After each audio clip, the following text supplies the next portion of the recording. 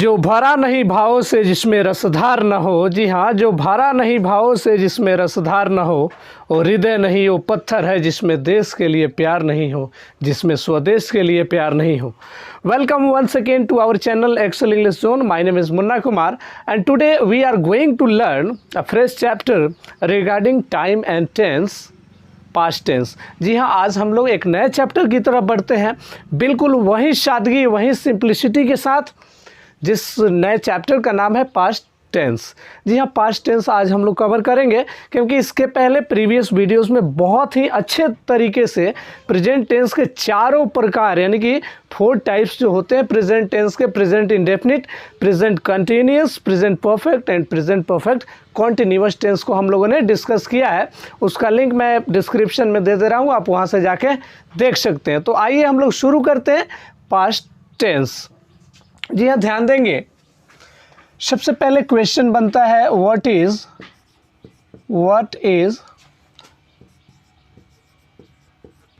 Past tense. What is past tense. जी हाँ, बहुत ही इंपॉर्टेंट क्वेश्चन ये, what is past tense. Past tense क्या है? जैसा कि हम लोगों ने शुरू में पढ़ा था कि क्रिया के रूप को टेंस कहते हैं। The form of verbs is called tense, यानी कि क्रिया का रूप जैसे जैसे बदलता है टेंस भी बदलता है। तो बिल्कुल आसानी के साथ हम लोग पढ़ेंगे, सादगी के साथ, सरलता के साथ, कोई बकवास नहीं, कोई बेतुक की बातें नहीं, और आप भी अपना ध्यान बिल्कुल कॉन्सेंट्रेट करके पढ़िए। मेरा वादा है कि बहुत ही शानदार तरीके से हम लोग इस चीज़ को सीखेंगे। तो इसका आंसर, जैसे पास्ट टेंस क्या है, तो इसका आंसर है the verb which denotes an action to do in past time is called past tense। past tense बहुत ही आसान भाषा में आप समझेंगे यहाँ पर। द वर्ब यानी कि वैसी क्रिया जो बोध कराती है, डिनोट मतलब बोध कराना या सूचित करना, जो बोध कराती है एक कार्य का, जो कार्य कहाँ होता है, पास्ट में हुआ होता है, उसको हम पास्ट टेंस कहते हैं। सिंपल सी बात है, 100 बात की एक बात, नो बहाना। तो एक बार में हम कह सकते हैं कि वैसी क्रिया जो पास्ट में यानी कि बीते हुए समय में होती है, उसको क्या बोलते हैं, पास्ट टेंस बोलते हैं। एग्जाम्पल के माध्यम से हम लोग समझेंगे यहाँ पे, एग्जाम्प्लीफाई करके। जैसे में आई बॉट अ कार, हम लोगों ने यहाँ पर लिखा, मैंने यहाँ पे लिख दिया है आई बॉट अ कार, मैंने एक कार खरीदा। क्या हुआ इसका मतलब, मैंने एक कार खरीदा, मैंने एक कार खरीदा। तो जी हाँ, मैंने एक कार खरीदा, इसका मतलब ये हुआ कि मैंने कार खरीदा, लेकिन वो बात बीत चुकी है। आगे और भी एग्जाम्पल है, I was working for Tata, I was working for Tata, यानी कि मैं टाटा के लिए काम कर रहा था। इसका मतलब हुआ मैं टाटा के लिए काम कर रहा था, मैं टाटा के लिए काम कर रहा था। तो ये भी बात बीत चुकी है, यानी कि पहले कर रहा था लेकिन अब नहीं कर रहे हैं, वर्तमान में नहीं हो रहा है। और भी एग्जाम्पल्स हैं, आई हैड गॉन देयर, इसका मतलब ये हुआ कि मैं वहाँ जा चुका था, मैं वहाँ जा चुका था।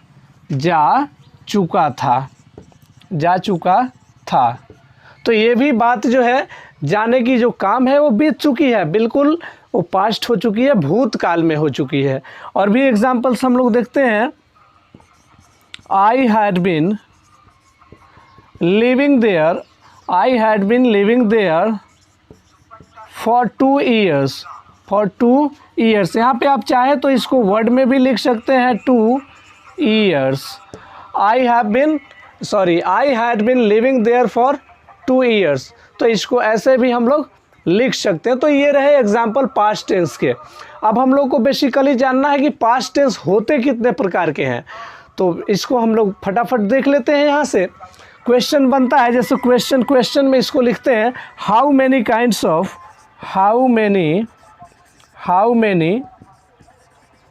ऑफ पास्ट टेंस, यानी कि पास्ट टेंस के कितने भेद होते हैं। तो बिल्कुल ये जो भेद है ना, प्रकार जो टाइप हैं, याद करना बहुत ही आसान है।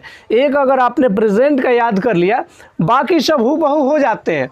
जैसे कि प्रेजेंट इंडेफिनिट टेंस तो उसका हो जाता है past indefinite tense, present continuous tense तो पास्ट कंटिन्यूअस टेंस, ऐसे ही फ्यूचर में भी होता है। जैसा कि आप यहाँ देख रहे होंगे, इसका आंसर है देयर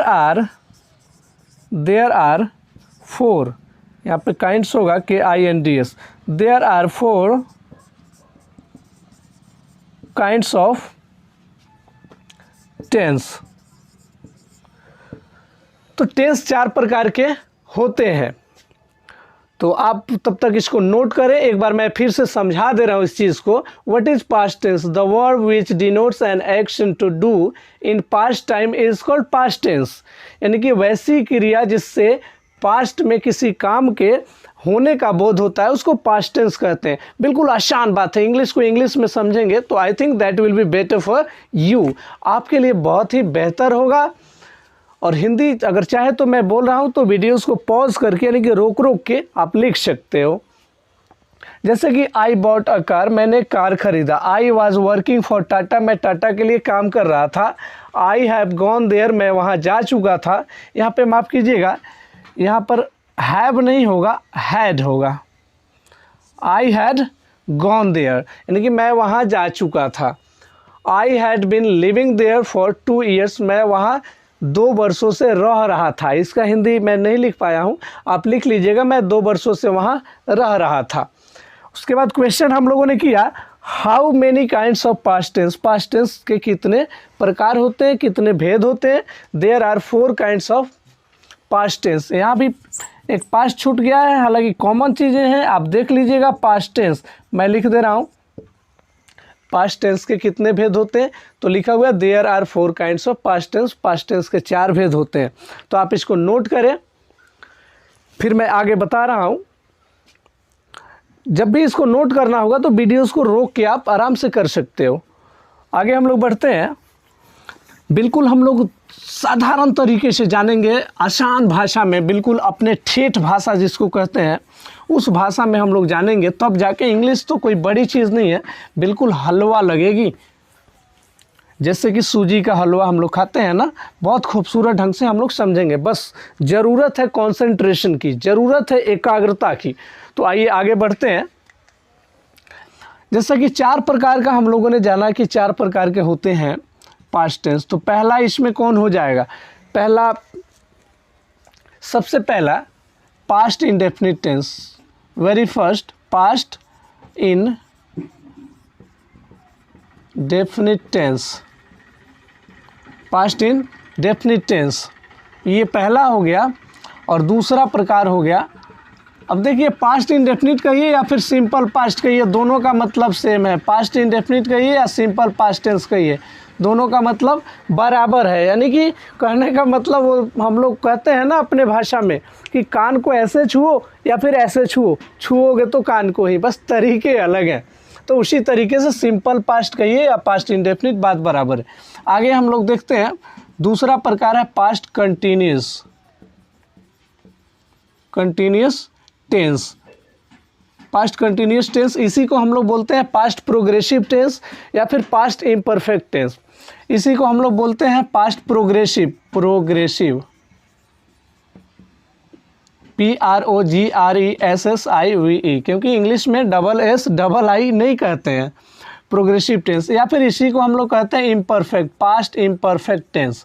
जैसा कि मैंने प्रीवियस वीडियोस में भी इसका जिक्र किया है, पिछले वीडियोस में जो प्रेजेंट का चल रहा था।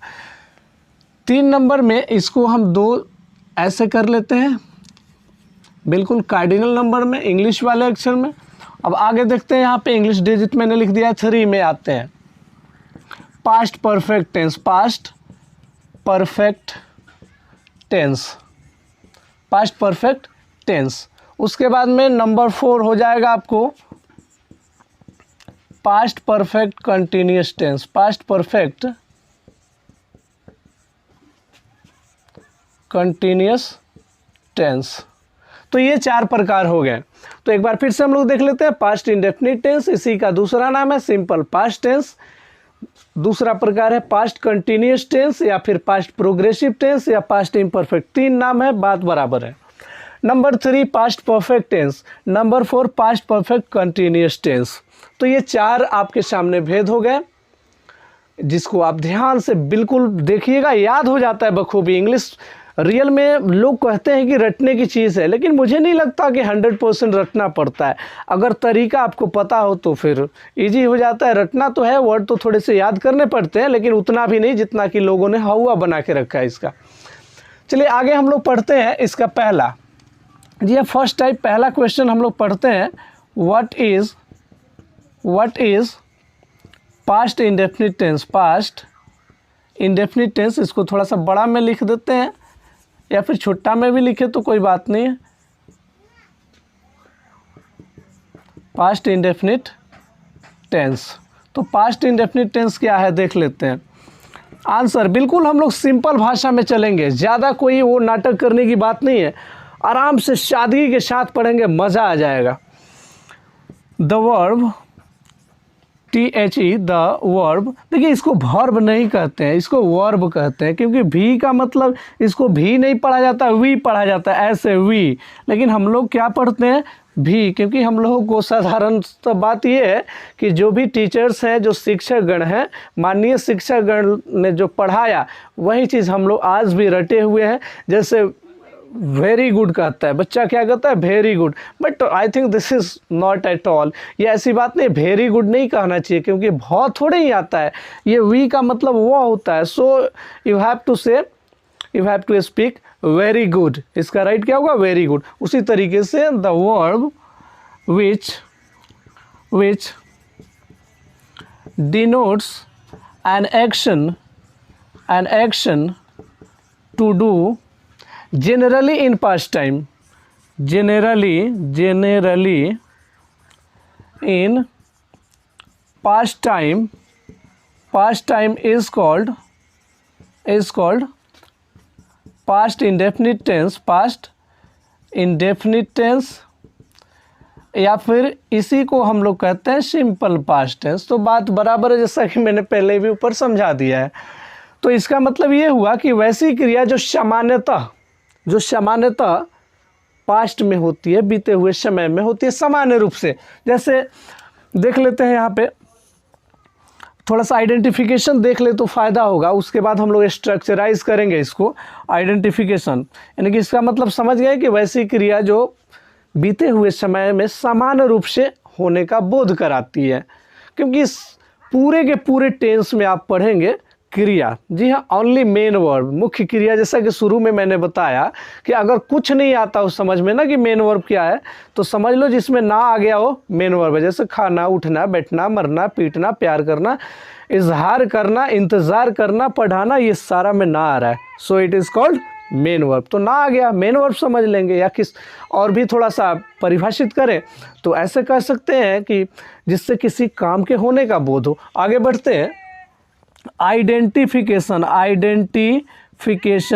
ये तो पुराने वर्ड्स हैं, आपको पता होगा। आइडेंटिफिकेशन मतलब होता है पहचान। आइडेंटिफिकेशन मीन पहचान, यानी कि किसी भी चीज़ को हम आइडेंटिफाई कैसे करेंगे, पहचानेंगे कैसे। तो इसको साधारणतः हम कह सकते हैं कि वैसी हिंदी वाक्य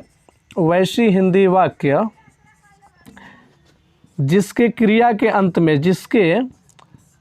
के अंत में राइटिंग थोड़ी सी इधर गड़बड़ हो रही है, इसलिए देख लेंगे। वैसी हिंदी वाक्य, आप लोग वैसे भी चालाक विद्यार्थी हैं, वैसी हिंदी वाक्य, नहीं तो बच्चे की तरह ये नहीं कहिए कि सर यहाँ आकार छूटा। वैसे लोग जो सीखने वाले लोग होते हैं दूसरे की कमी नहीं ढूंढते हैं, ये बात हमेशा ध्यान रखिएगा। सर्वोपरि बात मैं बोल रहा हूँ, जिसको चाणक्य ने भी परिभाषित किया है। वैसी हिंदी वाक्य जिसके क्रिया के अंत में या चाहे ई, चाहे ए भी, छोटी ई भी रह सकती है,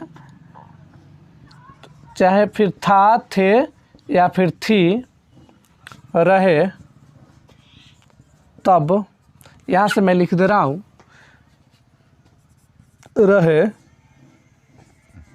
तब उसे सामान्य भूतकाल मानते हैं, सामान्य भूतकाल मानते हैं। तो बहुत ही सिंपल भाषा है कि क्या रहेगा, या रहेगा, ई रहेगा, ए रहेगा, ई रहेगा, या फिर था थे। जैसे मैंने खाया, या आ रहा है ना, उसने देखा, खा, फिर आ रहा है देखा, तो ये सारे किस टेंस में हो जाएंगे, पास्ट इंडेफिनिट टेंस में। जैसा कि थोड़ा सा हिंदी पे चर्चा करते हैं, कितने बच्चों ने कमेंट किया कि सर थोड़ा सा हिंदी बताया कीजिए इसका, तो चलो मैं हिंदी भी बता दे रहा हूँ। पास्ट इंडेफिनिट का मतलब, पास्ट इंडेफिनिट टेंस या सिंपल पास्ट टेंस का मतलब होता है सामान्य भूतकाल।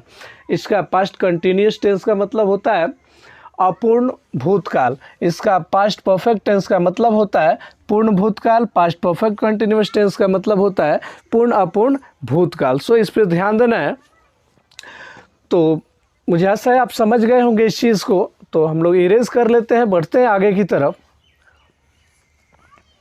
आगे हम लोग इसमें थोड़ा सा स्ट्रक्चर देख लेते हैं। आई होप आप इसको नोट भी कर लिए होंगे। कभी भी वीडियोस को नोट करें, आराम से वीडियोस को रोक दें, पॉज कर दें, यानी कि मोबाइल के स्क्रीन पर, या फिर अगर आप लैपटॉप में देख रहे हैं तो कर्सर थोड़ा सा मूव करेंगे तो बीच में बिल्कुल छोटा सा निशान होगा, उसी पे दबाएंगे तो वीडियोस रुक जाएगी। ऐसे भी आप लोग मोबाइल चलाने में माहिर हैं, आराम से कर सकते हैं। तो आइए हम लोग जानते हैं इसका स्ट्रक्चर। जी हाँ, स्ट्रक्चर जानते हैं। सबसे पहले affirmative sentence, affirmative sentence, affirmative sentence हम लोग जान लेते हैं। अफर्मेटिव सेंटेंस का स्ट्रक्चर जान लेते हैं। अफर्मेटिव सेंटेंस पता है जिसमें नॉट नहीं लगा रहेगा, यानी कि नहीं नहीं रहेगा। जैसे मैंने खाया, तो मैंने खाया तो अफर्मेटिव हो गया। फिर कहेंगे मैंने नहीं खाया तो ये निगेटिव हो गया, तो ये अफर्मेटिव में नहीं आएगा, केवल आएगा मैंने खाया। तो देख लेते हैं structure. Subject plus verb two plus object plus complement, subject plus verb two plus object plus complement. Complement मैंने पढ़ाया है, आप चाहे तो प्लेलिस्ट में चेक करके आप प्लेलिस्ट से कंप्लीमेंट का वीडियोस ज़रूर देखें अगर आपको इंग्लिश में डीप नॉलेज चाहिए तो। अगर ऐसे वीडियोस को भगा के अगर देखते हो, स्किप कर कर के देखते हो, तो फिर मज़ा नहीं आने वाला है। You can't able to learn English. आगे देखते हैं, इसका कुछ एग्जाम्पलीफाई कर लेते हैं। जैसे मैंने आपको पीटा, उसने मुझे पढ़ाया, वह बाजार गई, बाजार, इसको बोलते हैं बाजार, बाजार गई। दो ही चीज़ सीखेंगे, लेकिन थोड़ा सा प्योरिटी जो होता है ना, जो करेक्शन है, उस पर ध्यान देंगे। मैंने आपको पीटा, तो सबसे पहले सब्जेक्ट, तो मैंने का स्पेलिंग आई के बाद में ये वर्ब टू करना है, तो मेन वर्ब कौन है, पीटना। मैंने बताया ना आ गया पीटना, तो पीटना का बीट, तो बीट का दूसरा रूप भी सेम होता है, बीट बीट बीटन होता है। तो आई बीट किसको, तो आपको, तो यू, आई बीट यू। आगे है उसने मुझे पढ़ाया, किसने पढ़ाया, उसने, तो ही टॉट।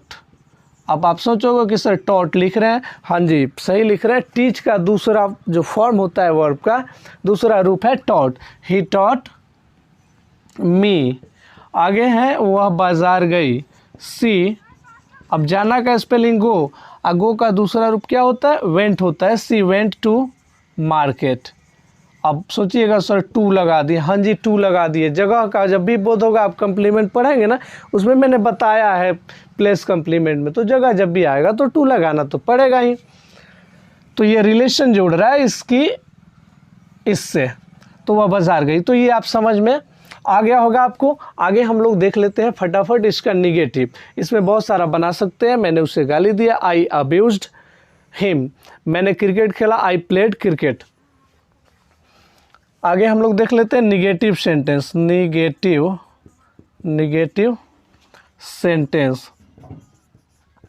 सेंटेंस। इसका स्ट्रक्चर हम लोग यहीं पर देख लेते हैं। तो आपको पता है कि प्रेजेंट इंडेफिनिट में डू डज आ जाता है निगेटिव होने पर, तो सेम उसी तरीके से डू डज के स्थान पर यहाँ डीड आ जाता है। और जब डीड आएगा तो वर्ब टू वाला झंझट बिल्कुल समाप्त हो जाता है। जैसे subject plus did plus not plus verb one plus object plus complement. Complement को हम कभी कभी MPTR भी लिखते हैं, मैनर, प्लेस, टाइम और रीजन, यानी कॉम्प्लीमेंट का 4 भेद होता है, उसको लिख देते हैं वैसे।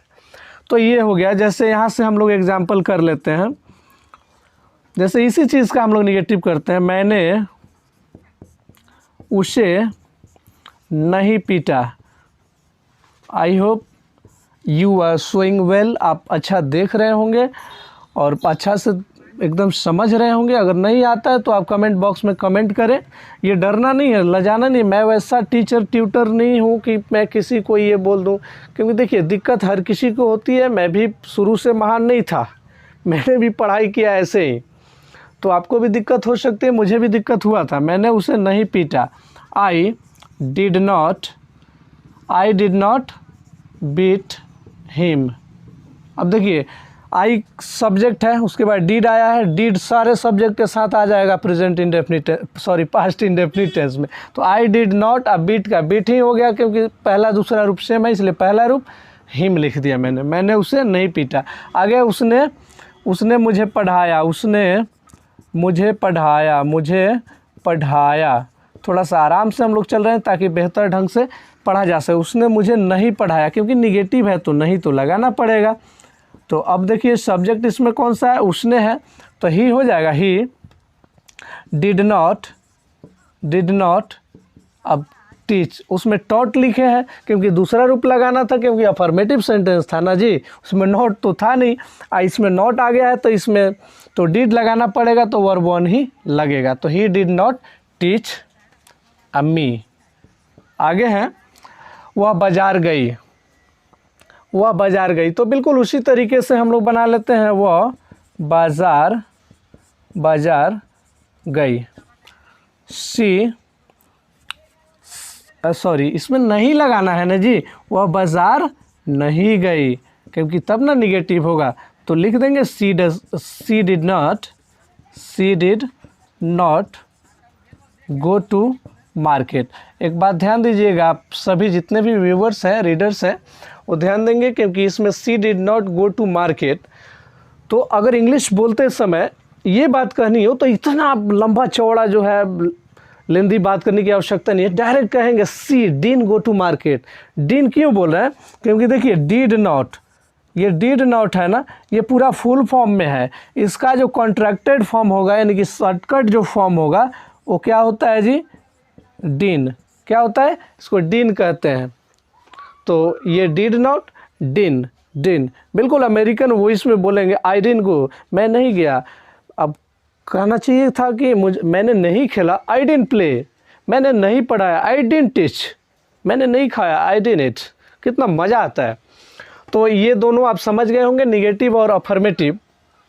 तो इसको नोट कर ले। आगे हम लोग बढ़ते हैं, फिर से आगे इसका हम लोग देख लेते हैं येस नो क्वेश्चन, यानी कि इंट्रोगेटिव सेंटेंस में। आई होप आप इसको नोट कर लिए होंगे। तो फटाफट आगे हम लोग बढ़ते हैं। चलिए देख लेते हैं इसमें yes no question, interrogative sentence.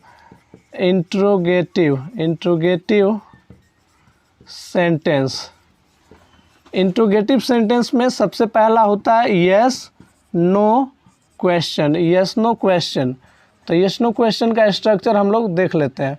अब देखिए निगेटिव का शुरू का सब्जेक्ट प्लस, आप देखिएगा ध्यान से कि यहाँ पर स्ट्रक्चर रटना नहीं पड़ता है मेरे क्लास में, क्योंकि निगेटिव का आपको पता है सब्जेक्ट प्लस क्या था, सब्जेक्ट था, उसके बाद डीड था। तो डीड आ जाएगा अब सब्जेक्ट के जगह, यानी कि दोनों आपस में बदल जाता है। डीड पहले हो जाता है, सब्जेक्ट 2 नंबर पर, एक का 2 नंबर पर आ जाता है, 2 नंबर वाला 1 नंबर पर, plus verb 1 plus object plus complement. Last में इंट्रोगेशन मार्क देना नहीं भूलिएगा, नहीं तो सारा काम फेल हो जाएगा। अगर ये नहीं दीजिएगा ना तो गलत हो जाएगा। लोग ज़्यादातर गलती खोजते हैं, अपनी गलती कोई नहीं बताता। चलिए तो ये हो जाएगा, क्या आपने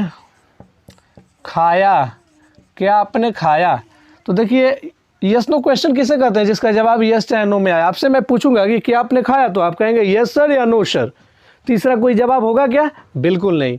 तो इसीलिए जब यस नो में जवाब आता है तो उसको यस नो क्वेश्चन बोला जाता है। इंट्रोगेटिव के 2 भेद होते हैं, 2 प्रकार, 2 टाइप्स होते हैं। क्या आपने खाया, तो आप इसको साधारण तरीके से लिख सकते हैं। सबसे पहले डिड, आपने का स्पेलिंग यू, खाया तो ईट, क्योंकि डीड है भैया, तो डीड के साथ आपको कभी भी वर्ब टू नहीं लगाना है, वर्ब वन लगाना है।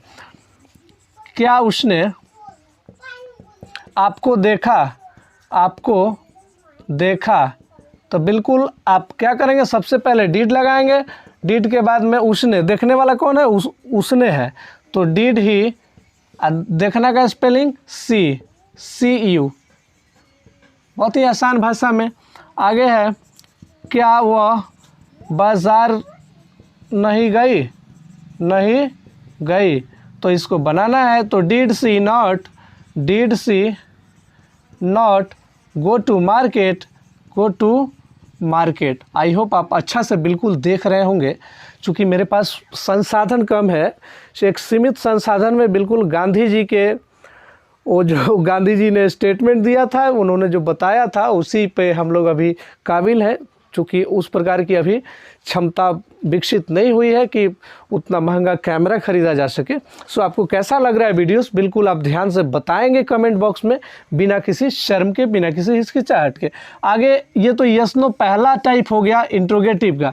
दूसरा टाइप हम लोग कर लेते हैं इंट्रोगेटिव का, WH क्वेश्चन, यानी कि वैसा क्वेश्चन जिसका जवाब कुछ ज़्यादा देखना पड़ता है, यानी कि ज़्यादा देना पड़ता है। जैसे आपसे मैं पूछूँ आपने क्यों खाया, तो आप ये थोड़े कहेंगे यस या नो, आप कहेंगे मैंने इसलिए खाया कि मुझे भूख लगी थी, यानी कि यस नो से ज़्यादा जवाब देंगे तो WH क्वेश्चन कहलाएगा। जैसे सब्जेक्ट इसका हो जाएगा, यानी कि देखिए अब ये भी रटना नहीं है, बहुत कमाल की बात है, इसके स्ट्रक्चर में WH वर्ड जोड़ दीजिए।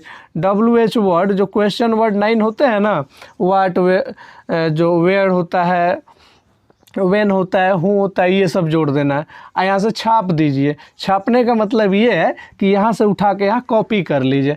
डिड सब्जेक्ट है तो सब्जेक्ट, उसके बाद देखिए यहाँ नॉट है तो नॉट हो गया, उसके बाद वर्ब वन है, वर्ब वन हो गया, ऑब्जेक्ट है, ऑब्जेक्ट हो गया, कंप्लीमेंट है, कंप्लीमेंट हो गया, इंट्रोगेशन मार्क तो देना ही देना है। तो ये आपका स्ट्रक्चर रेडी।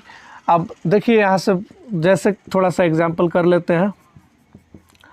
आपने क्यों खाया, आपने क्यों खाया, आपने क्यों खाया, तो इसका क्या बनाओगे, सबसे पहले क्यों का स्पेलिंग, WH वर्ड तो यही ना है, क्यों, तो वाई मतलब क्यों, वाई, उसके बाद डिड, फिर आपने का स्पेलिंग यू, ईट मतलब खाना, वाई डिड यू ईट। आपसे पूछा जाए कि वह कब बाज़ार गई, वह कब बाज़ार गई, तो बिल्कुल साधारण सी बात है भाई, इसमें घबराने की कहाँ बात है। When did she go to market, go to market। तो बिल्कुल आसानी से आप समझ सकते हैं इसको, When did she go to market। I hope you are getting well, बहुत अच्छा से समझ गए होंगे। और बाकी ये वीडियोस को यहीं पे समाप्त करते हैं क्योंकि ज़्यादा लंबा हो जाएगा। तो ये वीडियोस आपको कैसा लगा, अच्छे से कमेंट बॉक्स में कमेंट कीजिए। अगर अच्छा लगा हो तो एक प्यारा सा लाइक दबाइए, और फिर अगर कोई त्रुटि हो इसमें तो मुझे बताएं कि इसमें किस प्रकार की सुधार होनी चाहिए। तब तक के लिए be healthy and be the best students of the world.